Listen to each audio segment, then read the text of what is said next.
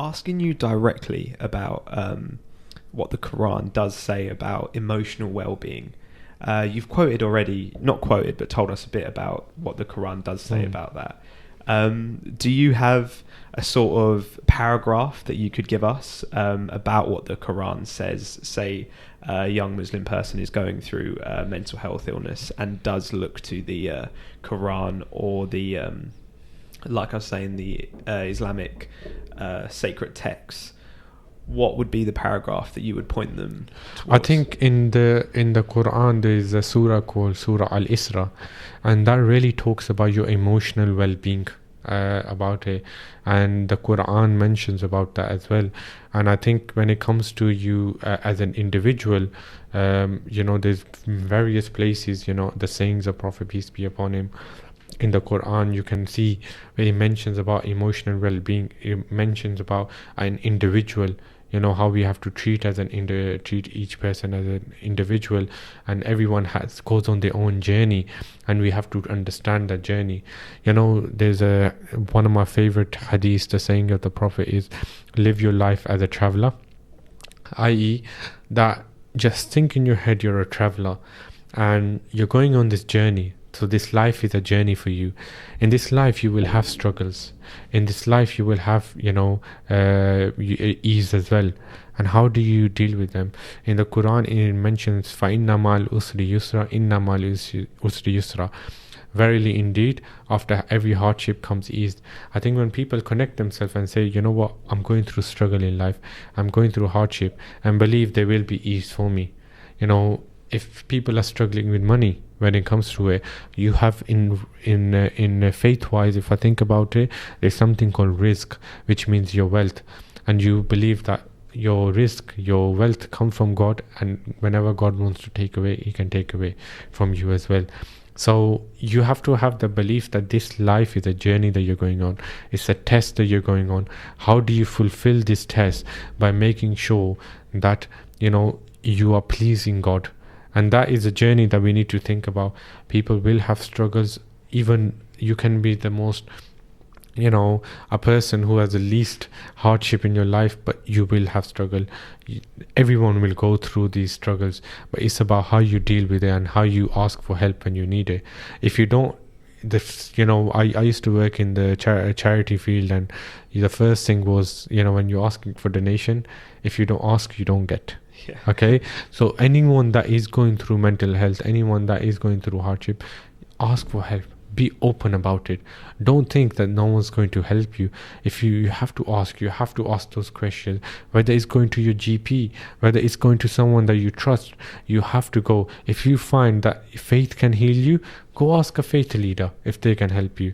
Don't just stick on Google and just ask Google questions. How do you get depression out of a Muslim? What does Islam say? Go speak to someone about it. There's people there who can help you, and I think that is what we need to do.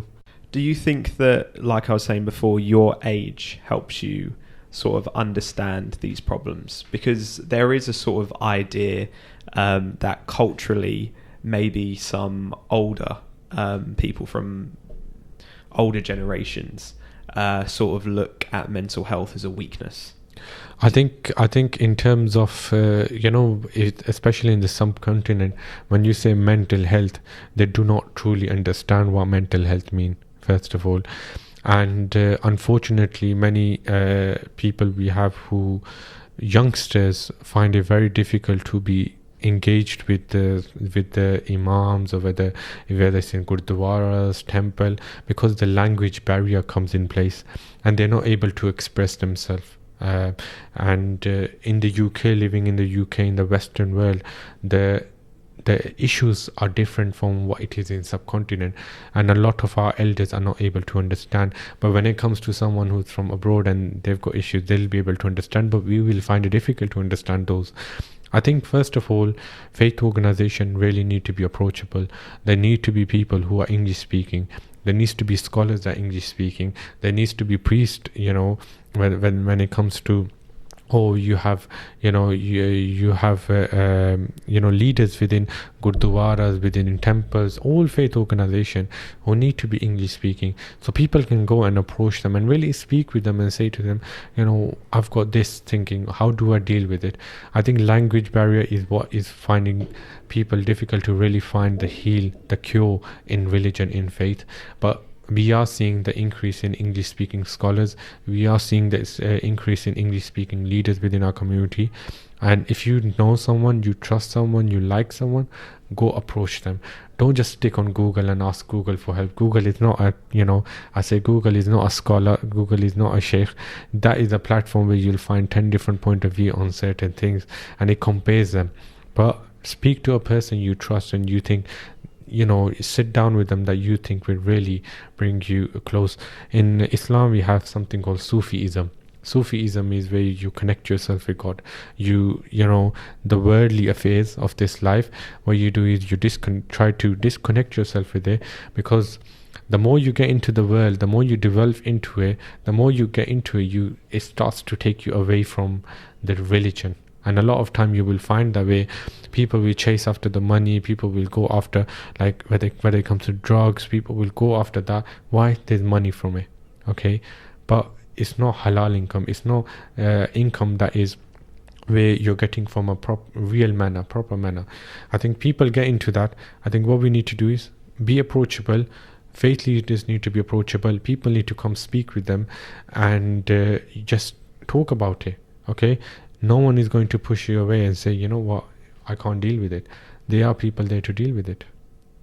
We've talked about emotional well-being, but I mean, I've known you for a month now, just over a month. You're a really positive person, and negativity seems to be a big issue with a lot of things, especially these days on social media. A lot of what comes out is criticism. How can you deal with that as a young person, getting all of this negative sort of information in your head?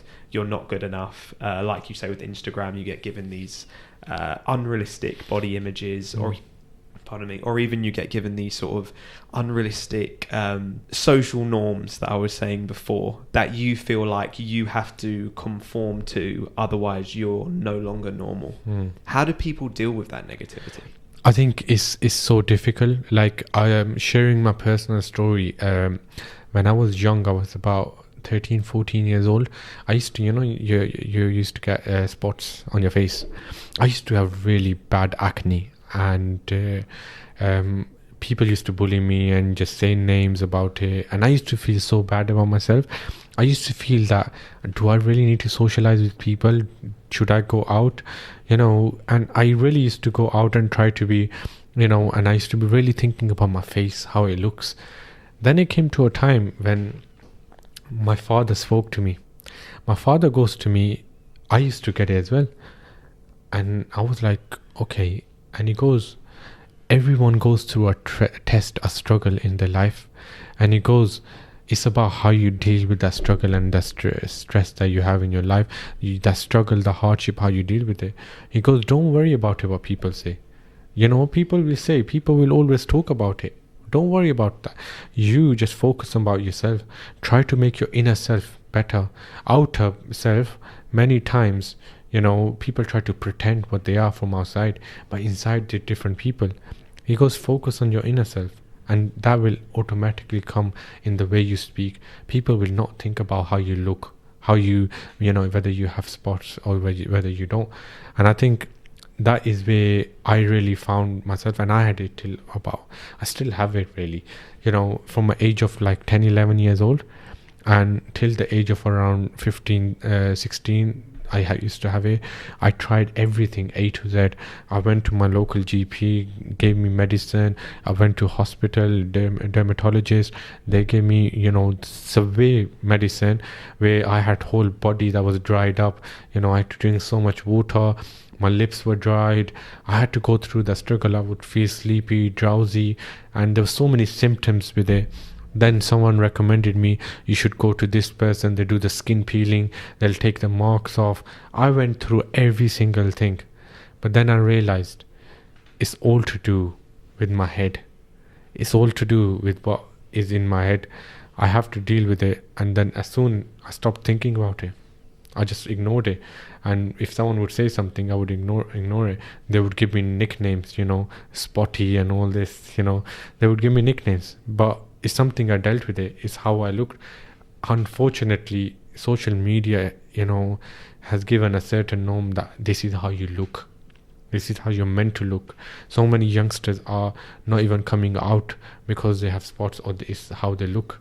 But you have to be comfortable with it. Just think about your inner self, positive. What makes you happy? Stop thinking about other people's happiness. Other people will never be happy with you. Faith is all about how you make your own self happy from inside. So focus on that. These things won't actually come into your head, and they won't really make you think about certain things. Just do it and you'll be happy.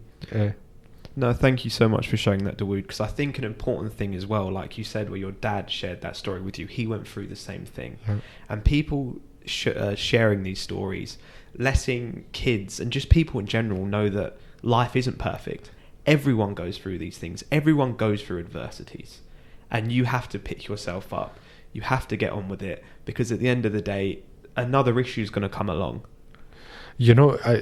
Talking about it, I used to think my mom was the only mom that used to get, ice cream jars and all this, and put, all the curries inside it. Like, she used to put it in the freezer. And I used to think, Mom, why do you do that? Why can't you get a normal container and do it? She used to get Nutella, jars. Once they're empty, clean it up and put all the herbs inside it. And I used to know, Mom, why do you do that? Just get a normal jar. And everyone else. Then what happened on social media? All these vloggers came and all this came forward. And then what happened was there was people making video about it, small wines about it.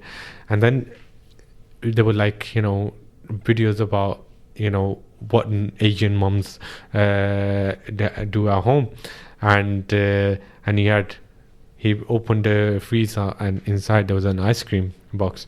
He go, I'm gonna enjoy my ice cream. He took that out, and what happened was, as soon as he looked inside, there was a curry inside, and he goes, every time I try to find ice cream, there's always curry inside it. There's no ice cream inside it. And that is where I was made to feel like, I used to think it's only my mum that does that. It's only she's a bit different from others. No other parents does that way. They would, get ice cream boxes and put, curries inside it. And it's only my mum does. But then you start to find everyone else does that as well. Everyone else goes through the same thing as well. Yeah, my mum, give you a shout out here. She loves containers. I don't know why. I honestly don't. I don't know what's. But yeah, you're right. It's economical, practical, makes sense. Yeah, and I think that is where we have to understand. Sometimes it goes through it's only that we can have it. It's only that I am in a certain way. But you have to understand there's other people who are going through, do the same stuff as well. Don't compare yourself to one or two people that you watch around the world on social media. Compare yourself to the normal person walking on the street. They will do that same thing as well. But it's all about you talking and sharing stories with each other. Yeah. And you see, look, there's so many similarity. I'm not different from others. I am same as other people, and this is what life is about. It's a journey you go on. You learn different things. And when you have hardship, just have patience. Have patience, and that patience will lead you towards a better thing and ease your life. But everyone goes through hardship. Look at the millionaires, billionaires in the world. They have so much money. Everything they have, they can get any desires. But one thing they don't have is the family around them. They don't have time for their families. And I think this is where we have to understand and realize that everyone is going through their own struggle in their life, and we really have to understand and make it easy for them.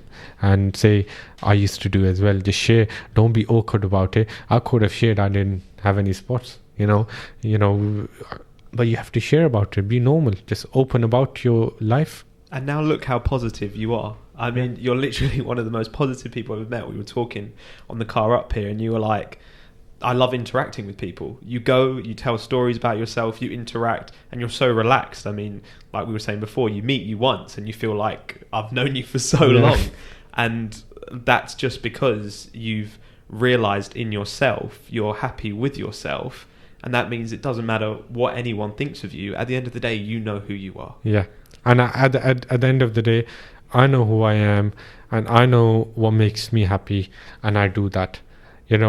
Just follow your dreams, what makes you happy, and just follow that, and that is all you do. You will have difficulties in life. No one has easy life or life, but you will have difficulties. The main reason that I find myself positive is because I've got a sister who's got Down syndrome. She's disabled from a young age. She's saying like she can't pick anything up, she can't walk. And I look at her and I think about it. I'm thinking, look how many struggles she's going through. With me, I might be going through small financial difficulty or something small, but look at her, what she's going through. Yeah, and then that just makes you ease that. You know what? Everyone has their own journey. Everyone has their own struggles, and it's just about finding yourself a way where you can ease it. I used to have a friend, he used to go through anxiety and depression. The way he used to find it easy was he used to go out eat. So every night he would ring me, he goes, bro, I've had a stressful day at work. Yeah, do you want to go out and have a dessert? I said, sure.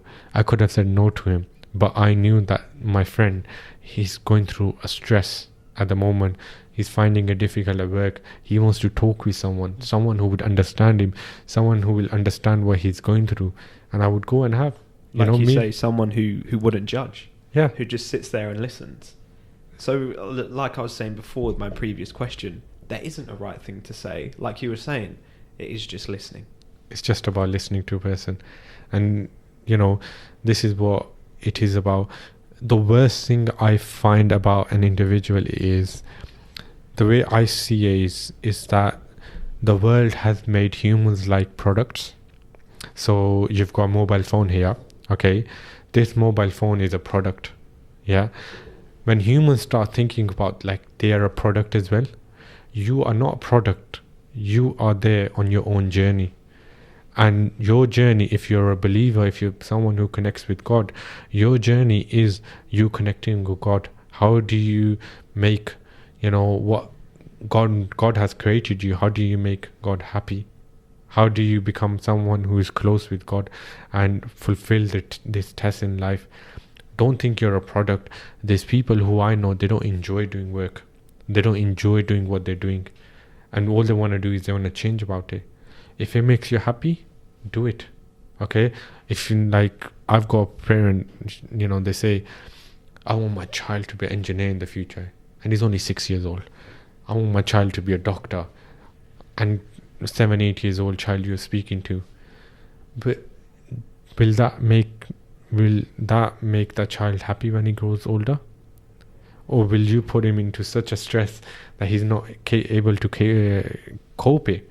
So just go with it. Just follow your dreams and do what you want to do, and just stay on the track.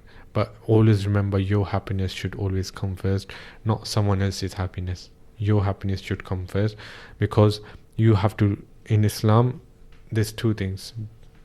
Families, when it comes to it, the children are their amana. Amana means trust.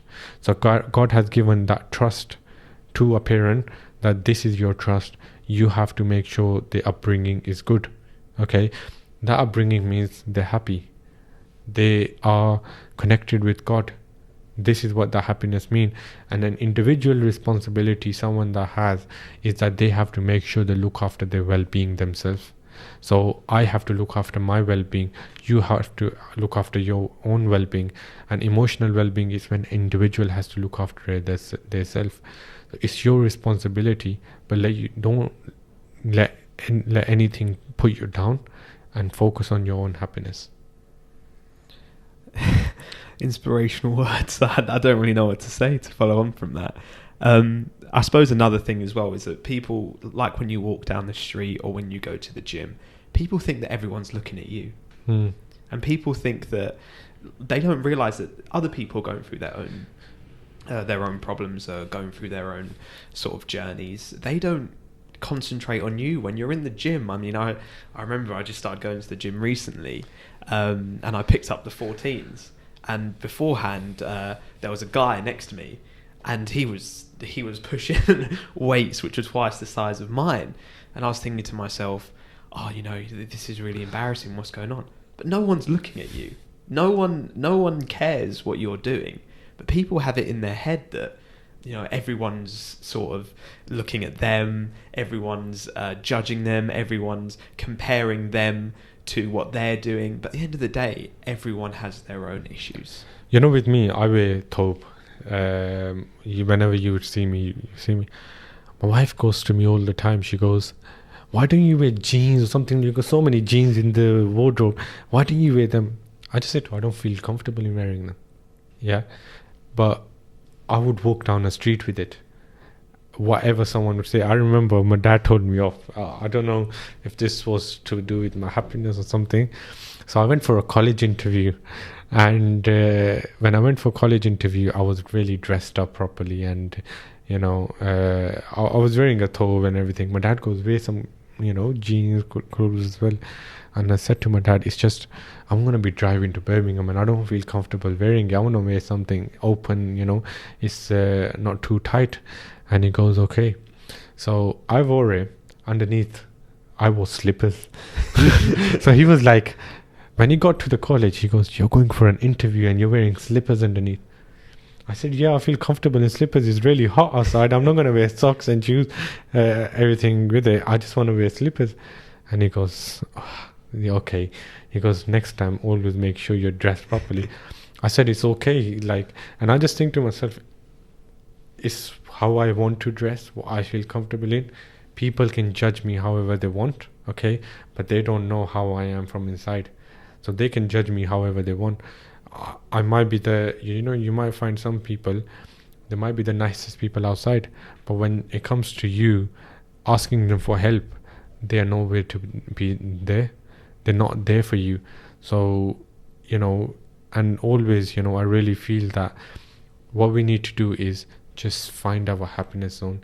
Whether it's like obesity, you can't control your eating, be friends with those people who are going to help you, who are going to listen to you, who are going to guide you, not people who are going to taunt you all the time.